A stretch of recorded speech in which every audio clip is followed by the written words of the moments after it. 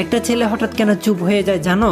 আসো তাহলে বলি। সব ছেলে চুপ হয়ে যায় না শুধু অবহেলার কারণে, কখনো কখনো তারা চুপ হয়ে যায় কারণ তারা ক্লান্ত হয়ে পড়ে। বারবার নিজের অনুভূতি বোঝাতে গিয়ে আর না পেলে এক সময় ভিতরটা নিঃশব্দ হয়ে যায়।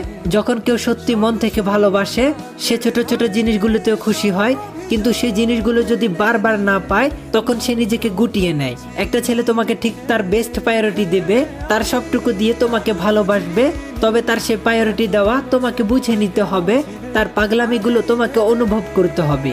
একটা মানুষ যে তোমার একটা মেসেজের জন্য অপেক্ষা করে এটা তোমাকে বুঝতে হবে। তুমি মেসেজ দেওয়ার সাথে সাথে সে রিপ্লাই করে এটাও বুঝতে হবে। তুমি হাজার ভুল করার পরেও যদি সে তোমার জন্য পাগলামি করে তাহলে বুঝে নিও তার থেকে বেশি তোমায় কেউ ভালোবাসতে পারবে না। তোমার করা শত শত ভুলও সে ফুল বানিয়ে তোমাকে ভালোবাসে।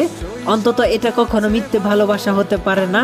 আর একটা কথা সব সময় মনে রাখবে, রিয়েল লাভ সবার কপালে আসে না। একটা ছেলে তখনই চুপ হয়ে যায় যখন সে অতিরিক্ত অবহেলা পায়, যখন সে বেস্ট প্রায়োরিটি দেওয়ার পরেও শুধু অবহেলায় পায় তখনই সে চুপ হয়ে যায়। সে তখন আর তার ফিলিংসগুলো তোমার সাথে শেয়ার করে না। তবে এই চুপ হয়ে যাওয়া যদি তোমার প্রতি তার গুরুত্ব কমিয়ে দেয় তাহলে অন্তত একবার ভাবো কেন এত পাগলামি করা ছেলেটা হঠাৎ করে চুপ হয়ে গেল। কয়েকদিন আগেও তো সে একটু কথা বলার জন্য কত পাগলামি করতো, সারাদিন অপেক্ষা করতো শুধু তোমার একটা মেসেজের জন্য। তুমি মেসেজ দেওয়ার সাথে সাথে রিপ্লাই করতো, তাহলে হঠাৎ সে চুপ হয়ে গেল কেন? তার ভিতরে এমন পরিবর্তন কেন? একটু ভেবে দেখো। ছেলেটা তখন একা থাকতে শুরু করে, নিজেকে ভীষণ একা মনে করে। ধীরে ধীরে সে ভিতরে ভেতরে ভেঙে পড়ে। সময় থাকতে মূল্য দাও, হারিয়ে গেলে মূল্য দিয়ে লাভ হবে না।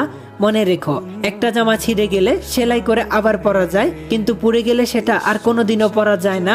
ভালোবাসা মানে শুধু এক পক্ষের চেষ্টা না, দুজনের বোঝাপড়া। সময় থাকতে তুমি তাকে বুঝো।